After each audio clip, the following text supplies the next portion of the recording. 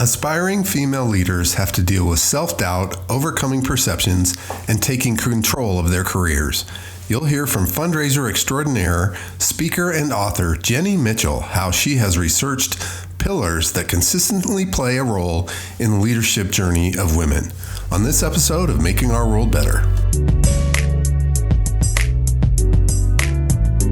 Welcome to the Making Our World Better podcast, where you will find motivation and encouragement through lively conversations with inspirational people who every day are making our world a better place. Now, here's your host, Jay Clark. Welcome to the podcast. I am Jay Clark, and I'm super excited to have a conversation with Jenny Mitchell, a certified fundraising expert and founder of Chavender, a firm that helps nonprofit leaders across Canada and the U.S. to achieve their fundraising goals through personalized fundraising, coaching, and training. Jenny also just released her new book, Embracing Ambition, Empowering Women to Step Out, Be Seen, and Lead, which unites 12 exceptional women leaders with one common goal: to share their leadership stories as a mentorship resource for the next generation of women leaders. From nonprofit pioneers to corporate strategists, from entrepreneurs to educators, the book illuminates women whose experiences represent a diverse cross-section of industries and roles. And anybody who knows me knows I'm a proud husband and girl dad, so promoting and elevating strong female leaders is really a passion of mine. I can't wait to get into all of this and learn from Jenny's research and expertise and experience. So Jenny, welcome and thanks for being with me. Oh, it's an absolute pleasure here to have this conversation, Jay. Well, and I'd love to kind of start with your story. Yeah. You know, how a classical pianist transforms into a fundraising and leadership coach who transforms into an author of this great book, Empowering Women. Yeah. Well, it's okay. So put your seatbelts on, folks, listeners. It's a bit of a journey. I would actually go back to the very beginning where I remember myself being a little kid in the backseat of the car and watching all the cars go by on the highway and thinking, oh my gosh, the world is a massive place. And oh my gosh, I hope I have enough time to meet them all. So, Jay, you would relate to that. We were having a conversation beforehand about how fun it is to connect with different people. Yep. So fast forward, I had talents in music and I was a very sensitive kid, probably thoughtful, disciplined. And I spent a lot of time in classical music. I completed a doctorate degree in piano performance from the State University of New York. For those of you that know the music world, that's just outside of New York City. And I lived and worked there for 11 years. I consider those some really formative years. So while I'm Canadian, I have a soft spot for the States and for the people of the States. I always say to my Canadian friends, I learned how to hustle. I learned how to be bold. I learned how to live large. I found those are some of the things I learned from New York City. So then after all those degrees, life happens and babies happen. And along the way, I started raising money for the pianos at the conservatory where I was working, Jay. So that's the connection. I literally, like many of us, I fell into it. And I remember that first meeting, Jay, the first committee meeting where we're raising money for the pianos. And I have this moment where I realize, oh my gosh, we're like doing this, like we're doing it together. And that the parts are the success that we're going to have is greater than the pieces that we are. And that's that whole idea of making the world a better place, right? That was kind of, I was hooked, full stop. And if I can finish the next part, which is, I fell into fundraising. I got hooked. I think my strengths were always major gifts. I did consulting.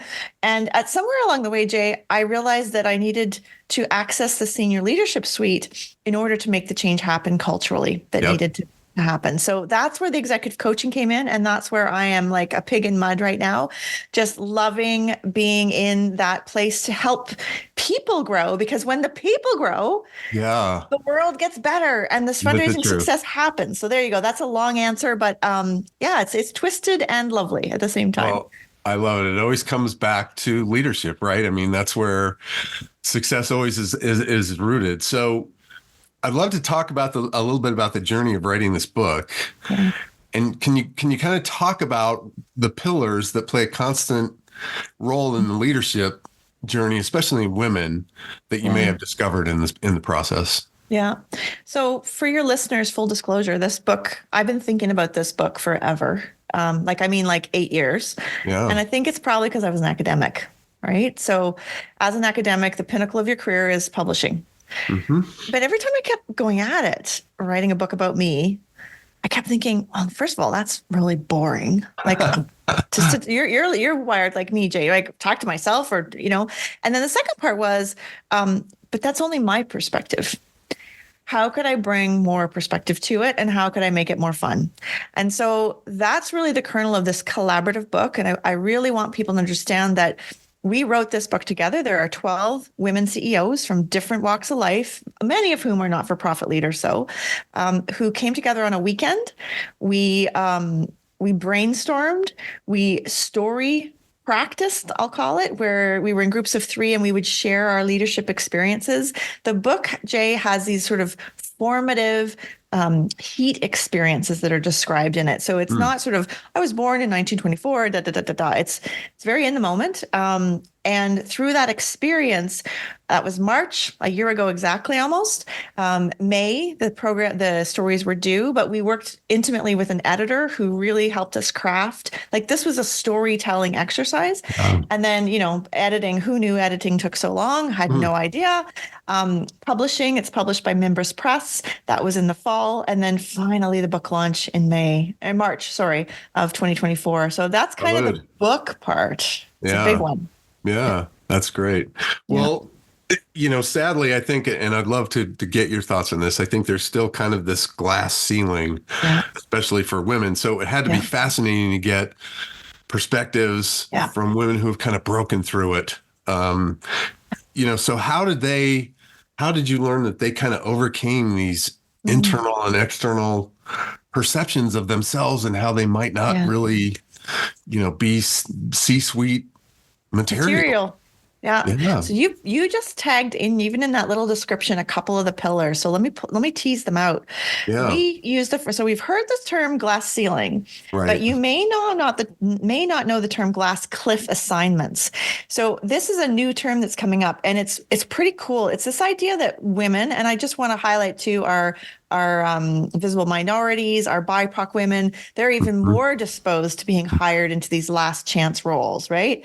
So nobody else would touch it, and they take it on. So that glass cliff assignment is when basically there's something that's doomed.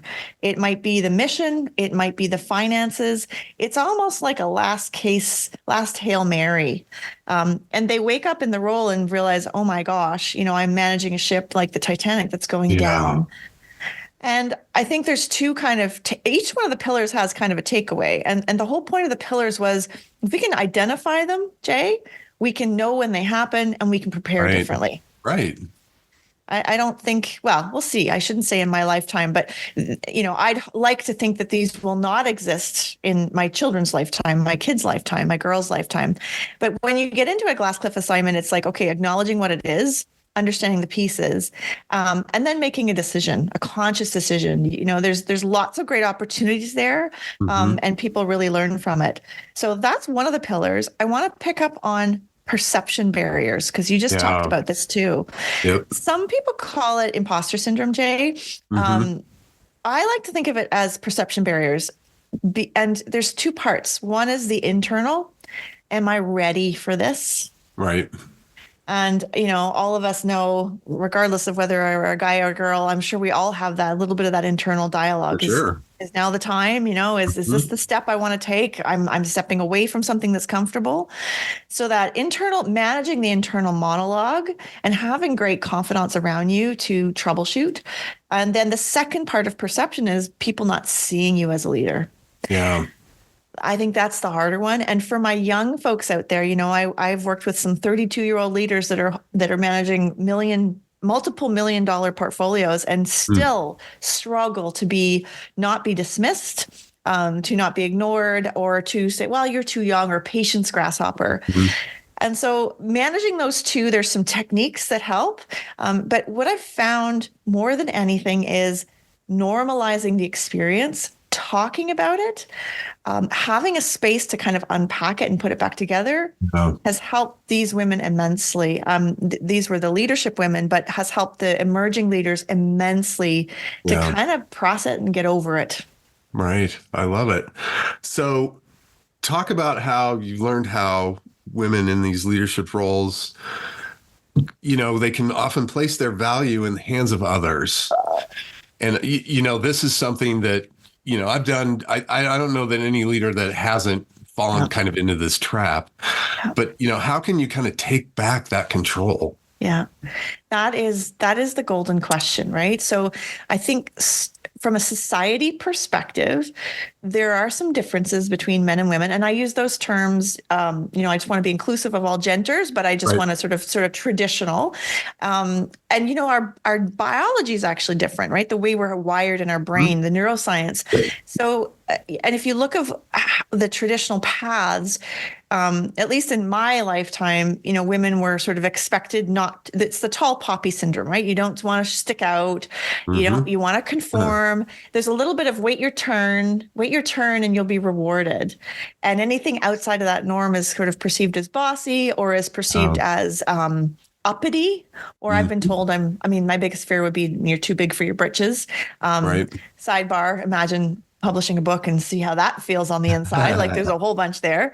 And for whatever reason, I don't think men have it as much. That being said, I've been having some great conversations with some men who have said, no, I can relate to this too. So how do you avoid having your career wrapped up in somebody else's hands? Mm-hmm. And I think part one is a little bit like how you manage your own money. No one will take care of you better than you will. And so like money, you don't hand off your money to someone without an active participation. You don't hand off your career to someone without active participation. Love that. Right? And then the second part is that people are allowed to change. Great, Jay. Like they may have made this promise with the best of intentions, but when leadership above them changes or their career changes or they change sites, and they can't honor those promises, that's unfortunate, but it's not. It is also life. So, I guess the if I was to be as direct as possible, people don't take away your power. Right. You give it away. Mm-hmm. And so knowing that now, how might you position yourself differently? And how can you sister and spider yourself into the organization so that you're not just visible to one person? I think that's a huge takeaway. Yeah. That's such great advice.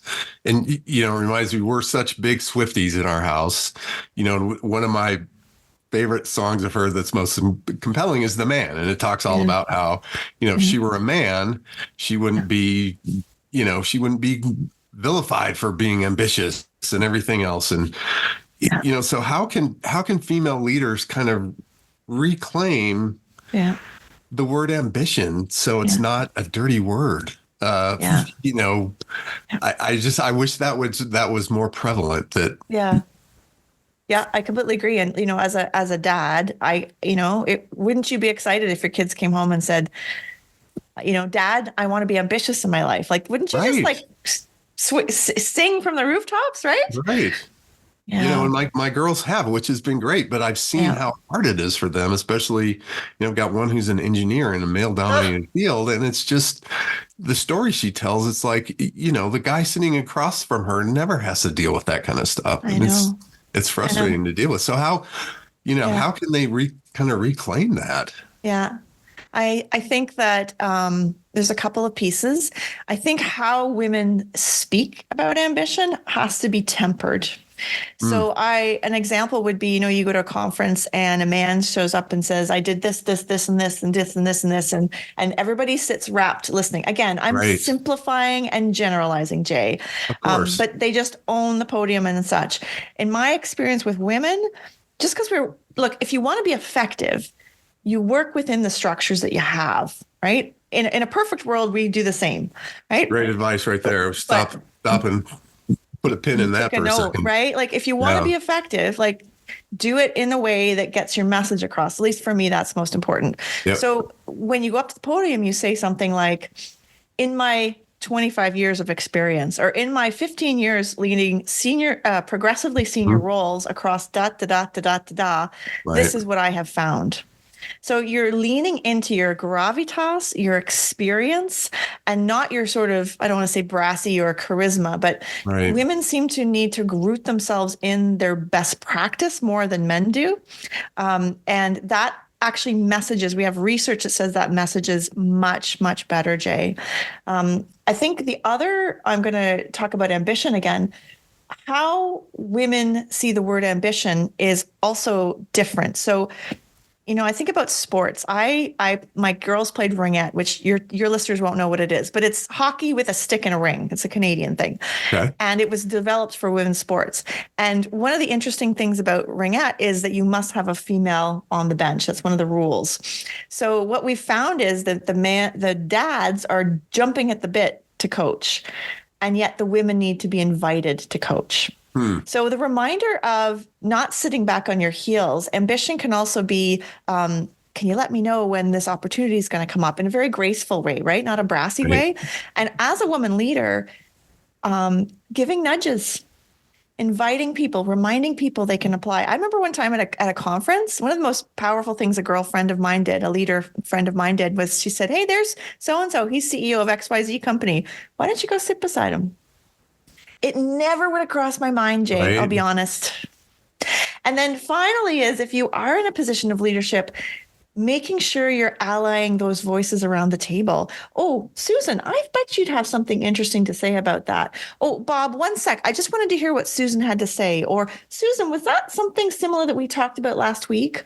Right. So that allyship, and for gosh sakes, let's celebrate. We have a bad habit, Jay, women, of ripping each other down too. Yep. I think that has to be said.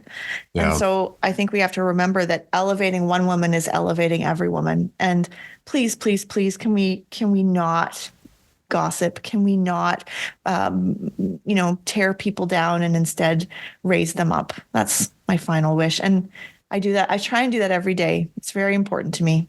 I love it. Such great advice. And, we touched on this a little bit, but I think one of the things that emerging leaders struggle with a lot is, this imposter syndrome or this doubt. So, Yeah. Can you provide some tips or reframing about how people can really, change their relationship with self-doubt? And I'm interested in this myself because I struggle with this a lot. Yeah, I know. The voices are big, eh? The voices are loud.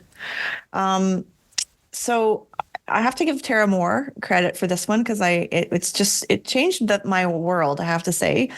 She's an author that writes on this subject, and she talked about changing your relationship with self-doubt. So in other words, rather than assuming that people that are successful don't have it, because I think that's what we assume. Right. Acknowledge that, change your relationship with the self-doubt, that the self-doubt is there, Jay, to protect you and to warn you of dangers, because that's the way our brains worked. Mm-hmm. But make the conscious choice of, thanks so much, but I'm going to do it anyway. And I'm going to try it. I have used words. I've coached myself into saying, it's just a pilot project. I've coached myself into saying, this is a one time. I don't have to do this again. I've coached myself to say, what am I learning from this experience rather than how could I be harmed or how can I be shown out? So I think softening, remembering that self-doubt is part of us. I sound like a therapist, but it's true. Self-doubt is part of us, right, but it doesn't have to define us. And I think, if you're looking to do things that are outside your comfort zone, you're going to have to invest your time and energy into getting your mindset clear. I mean, isn't that what we admire about entrepreneurs, right, Jay? Mm-hmm. They just have this incredible faith in the future. But it is cultivated, I think, is the message. Well, I think another great message I take from that is that if you do have this self-doubt, you're not the only one. I mean, I remember it was fascinating when I talked to a gal named Michelle Kern, who was the first female captain of the U.S. Thunderbirds. I mean, we're talking the 1% of the 1% of the 1% of fighter pilots in the world, and she's right there. And she talked about how every day she had to struggle. She struggled with imposter syndrome, but learned to overcome it. So it's like I'm sitting there going, okay, so somebody who's at that high of a pinnacle is still suffering from this. We all are, and we can all kind of figure out how to deal with it. So, what are some of, I'd love to hear about what are some of the most important or interesting things you've kind of learned about human behavior through your work and through Yeah. this writing this book? Yeah. Oh, there's That's actually a a huge, ton. that's No, a it's, terribly broad question, but I love this. I love this conversation. And I think it's a great question because I think I'm still processing, to be honest. I would say that 3 years ago, I took on a journey. I had, I know we're both not-for-profit consultants and I was very comfortable there, Jay, and thought I was doing good work. One of my catchphrases is, Chavender helps people do more good in the world. So you and I are cut from the same cloth. love it. And I always believed in the people. I think the shift I've made is from the work to the people. Like I thought the fundraising was the thing, and now I've decided it's the people who can do the fundraising. We are not alone. I think that's the first thing I really realize is these stories that I thought were very, very, I don't use the word shame, but I was embarrassed about, or I didn't want to uncover, or every time I have said something vulnerable, I'm now getting more comfortable saying, I struggle with anxiety. And for many people from the outside, they might not see that with me, but I'm shiny. I have my face everywhere. Yeah. Every single time I have said that, somebody else has come up and said, me too. So the stories in the book Instantly creates a connection. It's crazy. Yeah. And we set these high pillars. So that's one thing I've realized. The second thing I've realized is, I think it's a curse of smart women, and I'm still unpacking this one, that they work with their heads and not their hearts and their bodies and their brain. Like they focus, I'm holding my hand under my chin here. Mm-hmm. They think they can think their way out of a problem, or they think they can think their way out of a situation. And what I'm realizing at my age now is I was cut off from my body for so long. And keep in mind, I was a sports person. I did classical music. Like I used to know my body really well. Oh, that's soul. Yeah, you get that, right? And suddenly along the way, I forgot how to breathe. I realized that my parasympathetic nervous system, that's the one that helps you breathe and sends positive hormones. It was frozen. Like I'm seeing you nodding, so I'm guessing this relates. Does this relate? Yeah, for sure. Yeah.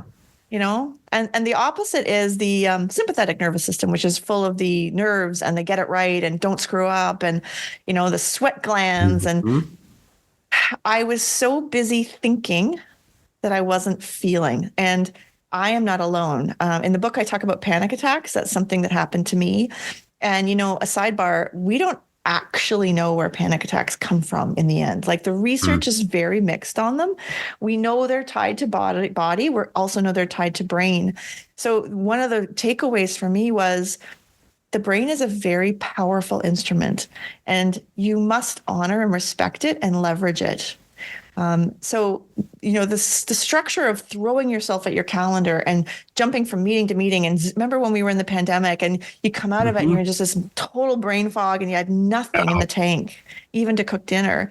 That is not sustainable. It doesn't serve your mission. I mean, I'm a broken record. We all know this, but actually seeing the research, the neurological research of why it's not effective, I'm a total convert. I still struggle with I'm addicted to work. Gonna own it. Right? Yep. We're entrepreneurs. I love it. It's like every email has a new thing in it, right, Jay? Yep. But I am consciously monitoring my body now, as well as my brain and my energy. And that, I mean, just writing and publishing this book and having that on top of everything else.